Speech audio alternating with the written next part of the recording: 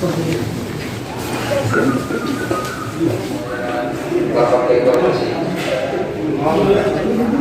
Jaya, Pak Jaya ya.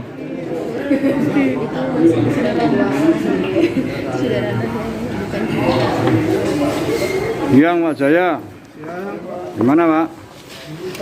Belum ya? Belum selesai. Masih belum. Ya. Sedikit aja Pak. Berapa saksi Pak tadi Pak? Kapasitasnya apa Pak tadi Pak? Saksi ada chat. Berapa orang Pak? Keterangannya diganti apa Pak? Berapa saksi hari ini rencananya? Rencananya berapa Pak? Bisa.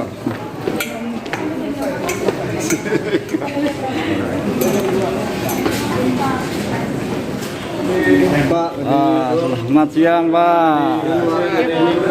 Saksi Pak yang diperiksa hari ini berapa orang Pak? hari ini rencana 10 saksi. Tadi sudah 5. Kapasitasnya apa Pak? Kapasitasnya 1 saksi yang ada di BAP yang tidak mau dihadirkan oleh JPU, kami coba perjuangan untuk hadir. Kemudian yang 4 saksi fakta yang tidak pernah diperiksa di penyidik. Jadi saksi fakta adalah saksi yang melihat, mendengar dan mengalami peristiwa yang diceritakan itu. Jadi dari keterangan saksi yang pertama yang ada di BAP mengatakan, ini yang paling penting, soal WA ancaman. WA ancaman itu disebutkan bahwa saksi korban menjelaskan bahwa dia bertemu dengan saksi ini. Lalu dia menunjukkan WA itu kemudian atas saran orang ini menyuruh untuk mengikuti saja perintah. Tadi ditanyakan peristiwa itu tidak pernah ada. Jadi namanya murni 100% dicatut.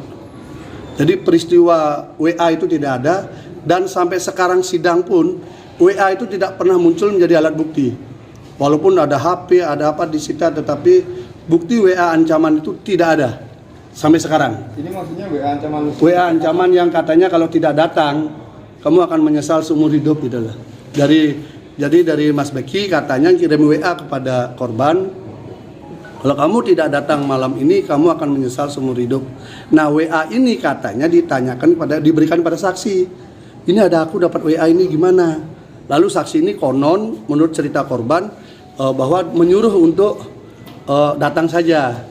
Lalu kemudian datanglah temannya menjemput naik sepeda motor. Lalu ketemu dengan saksi yang lain yang juga sudah membantah. Jadi dari peristiwa yang kedua, itu dari peristiwa WA itu, dari 3 nama yang disebutkan di dalam dakwaan, 2 sudah membantah bahwa fakta itu tidak pernah ada. Saksi fakta loh ya, tidak pernah ada. Kemudian saksi fakta yang lain tadi, 4 yang sudah diperiksa, adalah saksi yang melihat langsung dan jarak hanya 2-3 meter dari proses interview. Baik interview saksi yang pertama, kedua, ketiga. Waktu interview itu termasuk korban. Korban adalah di interview yang ketiga. Keempat-empatnya ini adalah saksi, termasuk yang sempat mengambil foto korban ketika membantu terapi. Dan kemudian ada 1 saksi sedang mengajari yang bersangkutan, itu pas ada di video dan ada di foto. Jadi fotonya ada, videonya ada, orangnya senyum-senyum, orangnya gembira, tapi dikonstruksikan peristiwa di hari itu adalah ada pemerkosaan. Jadi kami merasa sangat yakin kalau ini pengadilan untuk mencari adil, maka semestinya saksi itu aja sudah menjawab. Karena WA saja sudah tidak ada. Bukti WA juga tidak dihadirkan. Saksinya juga yang disebutkan juga mengatakan tidak pernah melihat dan tidak pernah diajak ngomong. Bagaimana? Kemudian saksi ini pun juga katanya pernah menjemput korban di pasar untuk diajak ketemu di sebuah kafe dengan saksi rekaan dari yang lain. Itu juga dikatakan tidak pernah ada. Saya nggak pernah tahu soal itu gitu. Jadi betul-betul namanya dicatut dalam proses peristiwa itu. Dan siap juga sumpah membahala. Saya tanyakan, kalau diadu siap nggak? Siap. Nah kalau begitu sudah saksi-saksi yang ada, silahkan nanti kita lihat apakah ini pengadilan atau ini penghakiman tempat ini.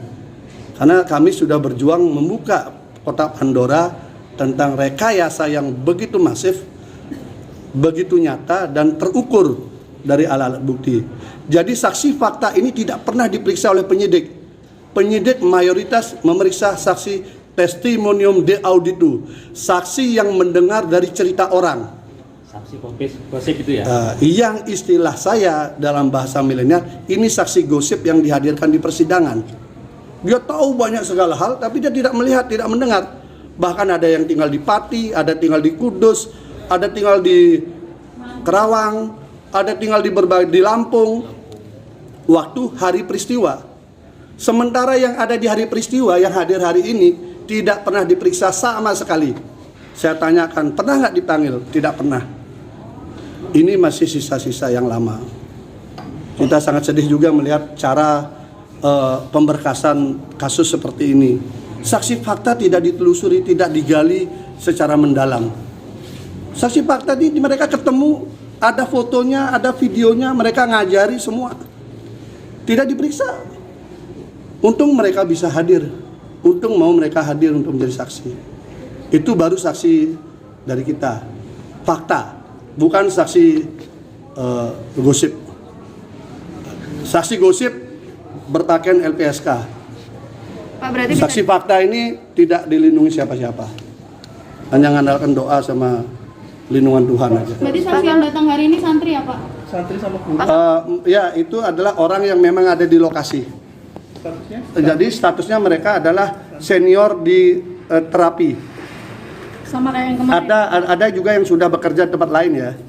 Ada juga yang bekerja di tempat lain. Dia programmer tempat lain dan sudah tamat juga. Itu namanya yang dicatut. Itu yang namanya dicatut, katanya melihat WA dan menganjurkan untuk datang jam 2.30 dini hari. Ya kalau dalam cerita fiksi memang menyeramkan kisahnya.